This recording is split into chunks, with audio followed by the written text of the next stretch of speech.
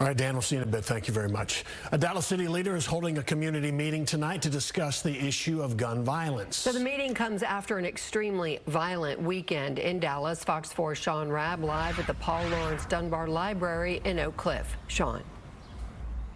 Heather just visited with the woman who saw our report on Fox 4 News at 5, decided to come to the meeting. Look, people want answers. We talked to one guy today who knows the streets of Dallas. He says the problems with gun violence are deep-rooted, but everyone we spoke to agrees with the right resources, the storyline can change. Last weekend, an explosion of gun violence in Dallas. 2 incidents, at least 12 people shot, 2 lost their lives. What is happening in our streets? Well, gun violence, for one thing, we have to understand is that it is an epidemic that can completely get out of control because it is a quick answer to a long overlapping problem, unaddressed solutions. It's the easiest answer to anger, lack of conflict resolution.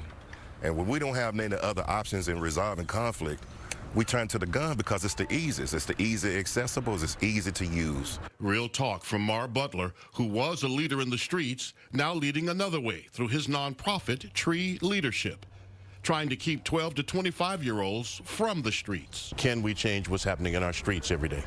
Yes, we can if we change our perspective on our approach. The Paul Laurence Dunbar Library, the place for a meeting to talk about answers to gun violence. So it's part of our project Dallas 365 Safe. And so it's about rolling out a conversation around partnership and engagement. Deputy Mayor Pro Tem Carolyn Arnold with violence interrupter Victor Alvarez. His aim, break the cycle of violence. I grew up in this community. I went to Oliver Wendell Homes. It's not being rebuilt. Alvarez says the kind of investment made in property must be made in people. It may seem like there's nothing here, but there's a lot of potential here. There's a sign over there that says the future is now.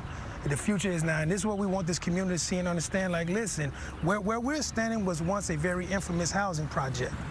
It added to the problems, but they tore this down and replaced it with a library. That is symbolic. That right there has a lot of meaning behind it. Arnold argues changing the narrative has to be a collaborative effort. And we want people not to give up hope, because there are folks who still believe if I can see it, I can go after it. But the bottom line is we have to show it to them.